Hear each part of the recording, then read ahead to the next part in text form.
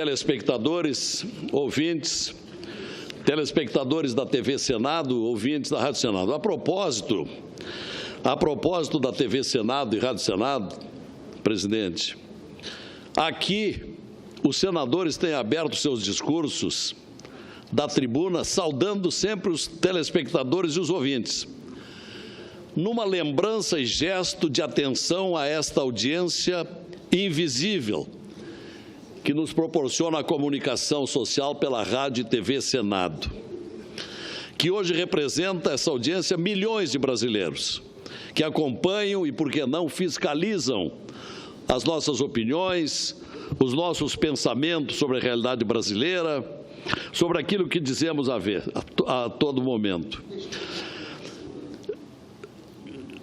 Há críticas, senhor presidente, há críticas à TV Senado e à Rádio Senado, cada vez menores e cada vez mais injustas, de que a TV Senado teria pouca audiência, o que não é verdade.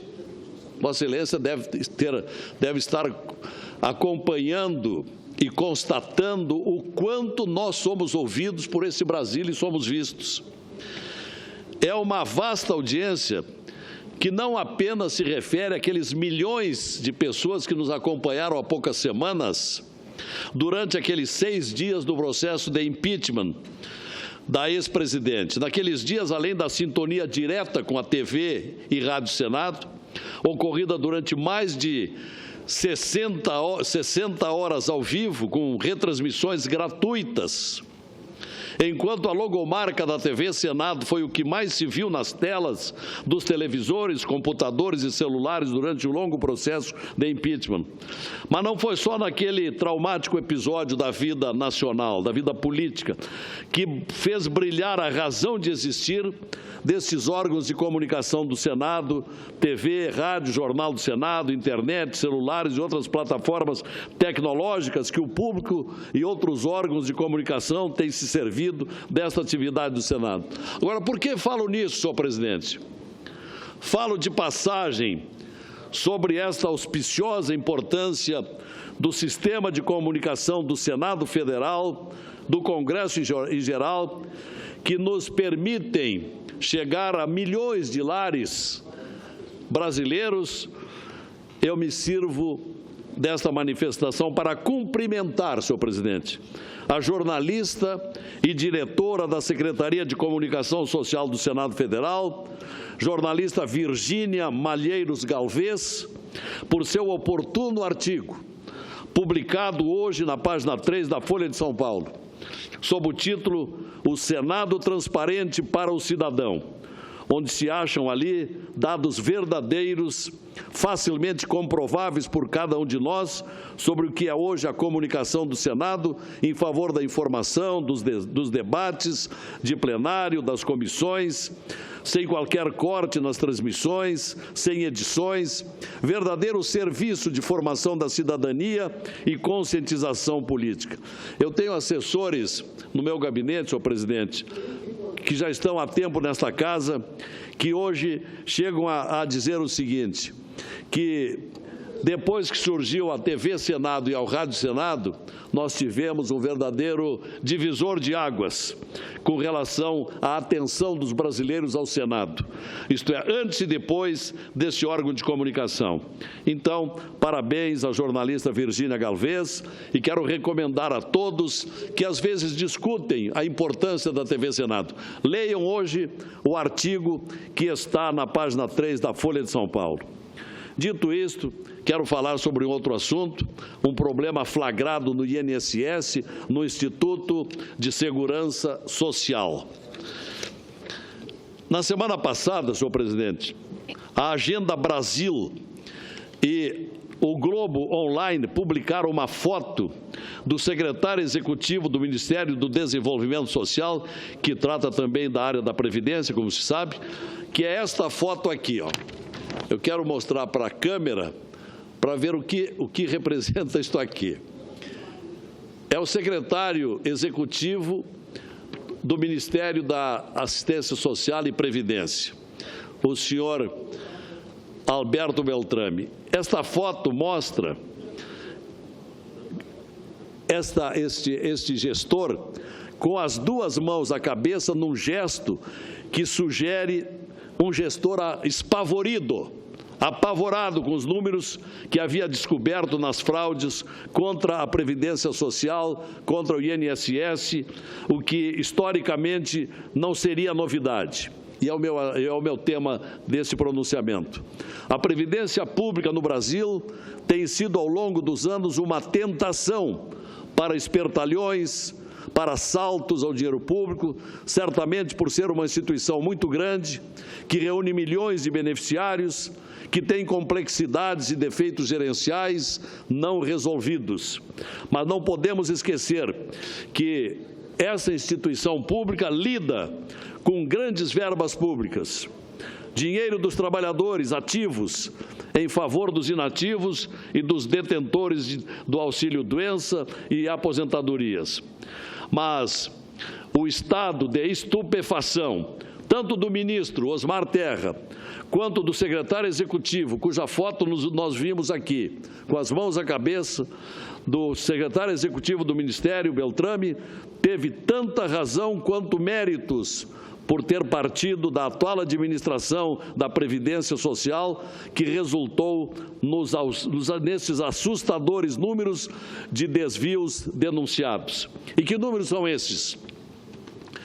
Dos 10.894 benefícios periciados, vejam bem, é quase 11 mil benefícios periciados.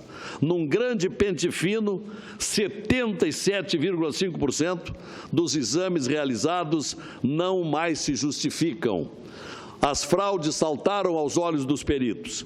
É isso que até agora só foram chamados para esta revisão que continua, revisão de benefícios, só foram chamados beneficiários de até 39 anos de idade no primeiro lote de cartas convocatórias e 45 anos de idade no segundo lote de chamada. Concessões que estavam com prazos vencidos para as revisões previstas em lei. Na maioria dos casos, são prazos de 6 meses da concessão do benefício até que haja nova revisão. E não aconteceram novas revisões. Esses números, senhor presidente, propiciaram inclusive a manchete de capa do jornal O Globo, de segunda-feira passada, que dizia o seguinte: perícia em 2% dos benefícios recupera 139 milhões de reais. Dos 10 mil casos revisados, 84 estão sendo cancelados. Vejam a desordem com que se achava o cuidado com a verba pública da Previdência Social Pública. Nos casos dos auxílios-doença, a grande maioria dos pedidos foram concedidos pela Justiça, mas em muitos casos sem fixação de prazos para revisão.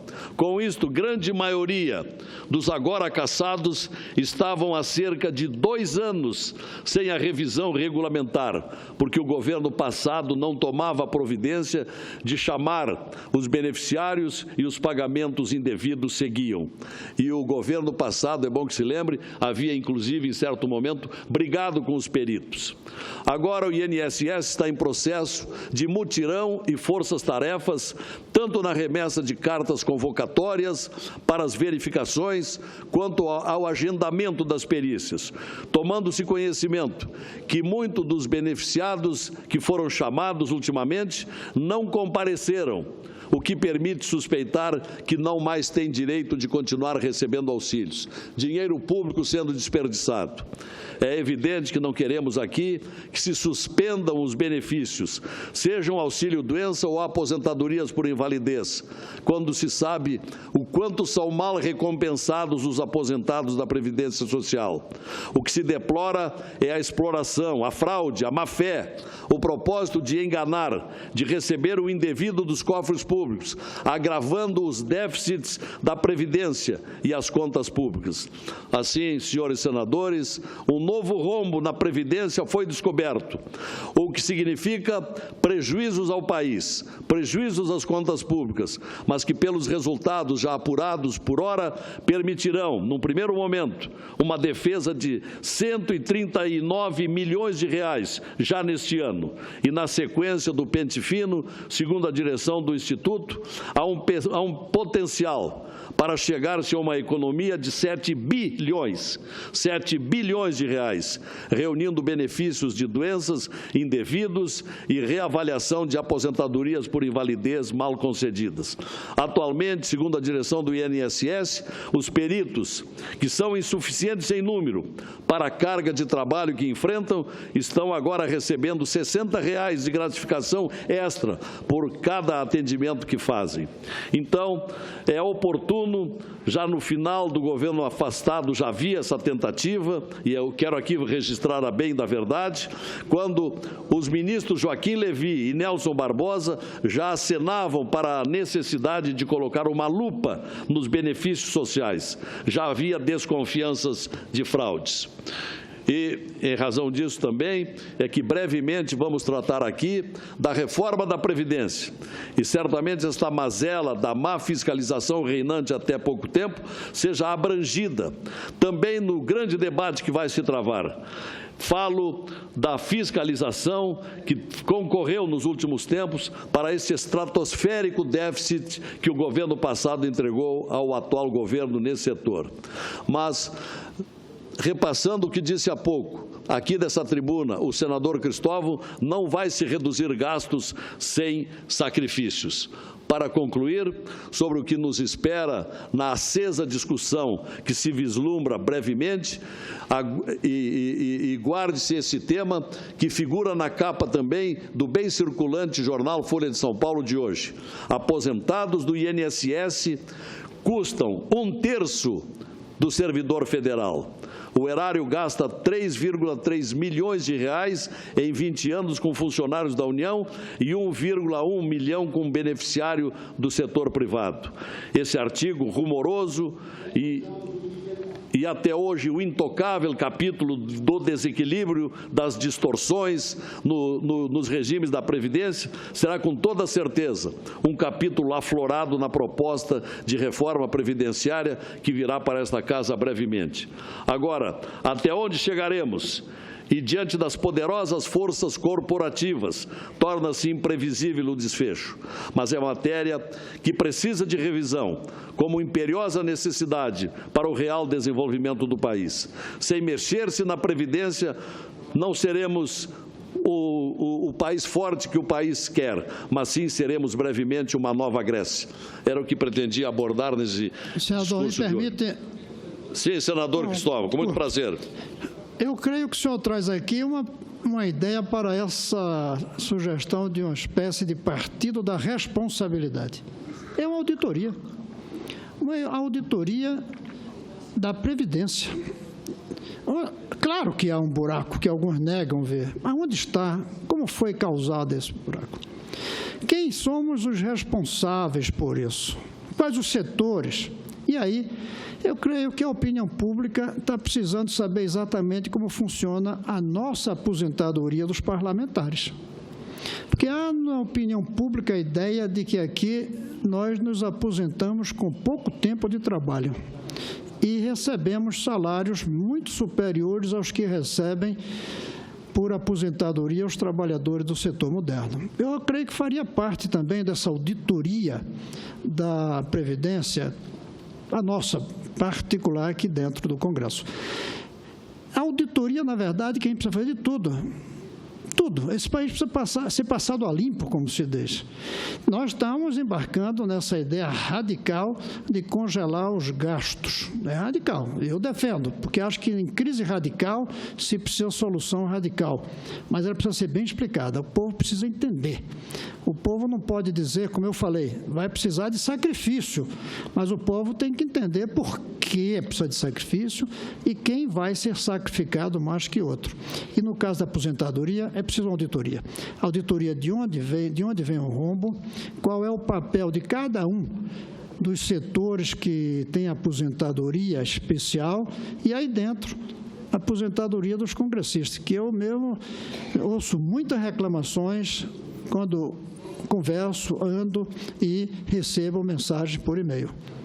Perfeito, acho muito oportuno o seu aparte e nós estamos vendo, senador Cristóvão, como disse aqui, um mutirão, uma revisão em aposentadorias por invalidez, em auxílio-doença, porque houve muitas fraudes. Na verdade, o que nós precisamos no Brasil é uma revisão geral de várias políticas públicas. Quanto a aposentadorias de parlamentares, eu entendo que tem que realmente se revisar. Eu, particularmente, já tenho respondido para algumas pessoas que me indagam, particularmente lá no meu estado, eu tenho dito o seguinte: ora, esse assunto para mim não serve. Eu não me inscrevi, eu não sou candidato à aposentadoria parlamentar. Eu não pedi, não me inscrevi e não quero aposentadoria parlamentar, o que não quer dizer que eu tenho uma bela aposentadoria. Não, eu tenho aposentadoria do INSS, que é uma insignificância, e tenho uma pequena aposentadoria da empresa privada onde trabalhei, mas não quero onerar os brasileiros com a aposentadoria parlamentar, porque eu também tenho as minhas restrições. Senador Lindbergh. Muito rapidamente, senador. Eu gostaria, antes do senador Lindbergh falar, de esclarecer, porque eu fui a fundo para ver essa questão da aposentadoria parlamentar. Lá não existe mais. Na verdade, no passado existia, passou a não existir. Só existe de uma forma, você contribuindo. Por exemplo, no primeiro mandato eu não contribuí com nenhum centavo, não tenho direito a absolutamente nada, proporcionalmente ao primeiro mandato. No segundo mandato, comecei a pagar do salário R$3.000 e pouco por mês, que é um plano de previdência que qualquer funcionário, qualquer servidor pode fazer. Perfeito. Então, na verdade, se você entrar aqui, receber o seu salário, já descontado imposto de renda e tudo mais, e não contribuir para a Previdência, você não terá aposentadoria. Então, acho que essa é um breve esclarecimento sobre tanto no Senado quanto na Câmara. Tem que pagar mensalmente do seu salário, não é descontado, porque isso é um plano que você tem que aderir a um plano de previdência, como qualquer outro servidor, qualquer outra pessoa pode fazer. Muito oportuno esse seu esclarecimento, senador Waldir Raupp, porque volta e meia lá veio o ataque. Tem que acabar com as aposentadorias dos parlamentares. De fato, não existe. Há uma contribuição que não é pequena para aqueles que querem concorrer a essa aposentadoria. Mas, presidente, senador, desculpe interromper, porque o seu esclarecimento foi bom. Mas quanto tempo pode se aposentar dessa contribuição e qual é a remuneração que recebe depois? Porque eu também não sei, porque eu também fiz opção, tinha o privilégio de ser professor, preferi continuar pagando a minha aposentadoria normal. Então, quanto tempo leva para se aposentar com essa contribuição de R$3.000 e quanto é que recebe depois? Ela é proporcional ao tempo que você vai pagar. Se for durante um mandato, você recebe proporcional àquele período, né, que é uma coisa muito pequena.